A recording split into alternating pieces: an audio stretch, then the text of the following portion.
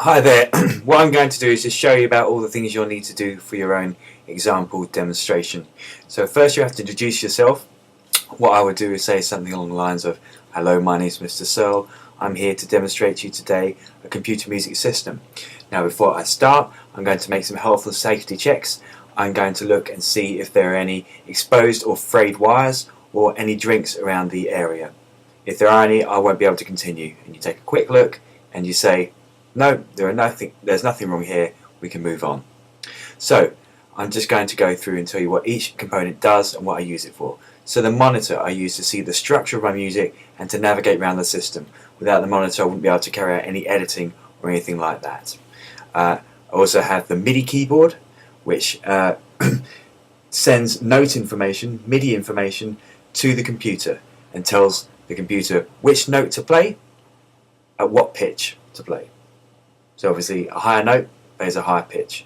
But it also tells you what velocity to play the note at. So the faster your hand hits the keyboard, or the harder your hand hits the keyboard, the louder the note will sound. And that's all the information it gives you. Basically, the pitch of the note and the velocity of the note. That's MIDI information, and it sends that to the computer. And that is done through a USB cable. Also we have the keyboard for the computer keyboard. We can use that for keyboard shortcuts, for naming our files, and for other bits of editing such as holding down Alt while we're copying and pasting. Also we have our headphones, which we use to make sure we are working well together in our room. That is attached to the computer through a headphone jack. The headphones are the only things that aren't connected through USB. Everything else, the mouse, the computer keyboard, the MIDI keyboard, is all connected through USB, and you should show the camera that as you're actually doing it. The mouse, of course, we use for editing and for navigating around our system. So once you've set all those things, you need to go into Garageband. I've got mine already set up. So here I am with Garageband. I'm going to start a new project, and I'm going to start it up now. So I'm going to call mine Example Mr. Searle. So I load mine up, and here we go. So here's my track here. Here's my music here. So first thing we need to do is first I'm going to audition some loops. So I need to make sure that I've got my eye here, and so I'm going to just audition a couple of loops. So that means I just click on them. So let's try one here. I'm just going to go down here. Okay, I like that one, so I'm going to do that. So I drag it in. Now to cut it, I'm going to press, make sure it's selected, put the line in the right place here and do Command and T, or if I like, I can also use the edit menu and do it there by a split.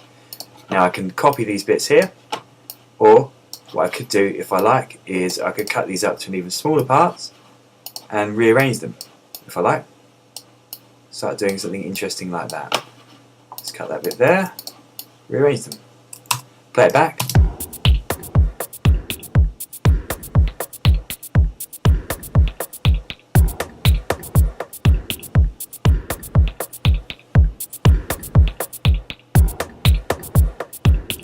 Now what you should do is when you actually talk about this cutting, explain what you use it for. You know, talk about it being a creative thing.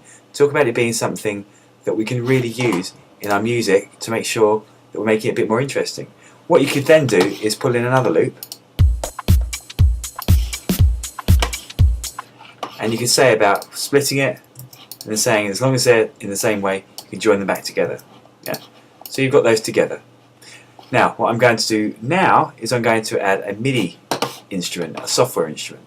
I'm going to add a software instrument. So if I press the plus button to create a new track, you see the green one here is for software instrument. Please explain that the software instrument is one that is played in using the MIDI keyboard. The other ones were audio loops, but we're going to use a software instrument, so it's green.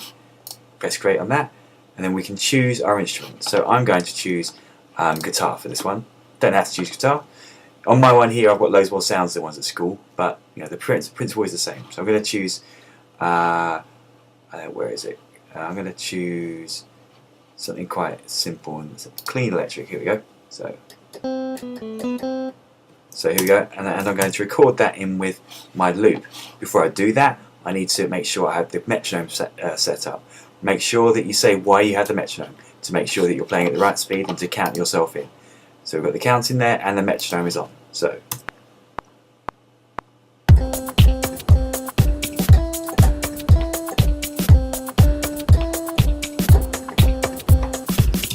Okay, so I've got my music here. Once I've recorded that, I can split regions here as well the same way. Command T. I can also copy and paste bits. I can stick bits together.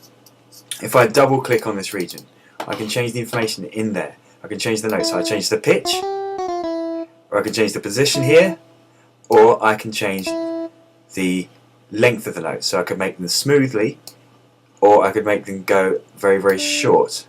Oops, like that. There we go. And that changes what we call the articulation. If we put the notes, it changes what we call the articulation. That's the difference between it being soft. The difference between it being smooth and short notes is called the articulation. In the same way that some people speak very, very smoothly and very, very softly, and some people speak in a very spiky way. It's called articulation. Okay, so what we're going to do now is just demonstrate a few more of these things, and as I say, just make sure that you can now point out what the pan is. So the pan is what we move our music left and right for. So if I put it all the way over here, it goes to my left of my headphones. If I put it over to the right here, it goes to the right of my headphones. This is the track volume. This controls the volume of the individual track. So if I turn this down, and please do feel free to demonstrate this.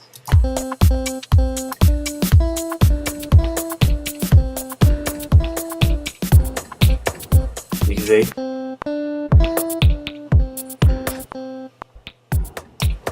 So you're demonstrating there that the track volume there is individual. It's not the same as the overall volume. Feel free also to demonstrate the overall volume, which is at the bottom here, and that turns everything down. So if I turn that down now, you won't hear anything. There we go. Until I turn it back up.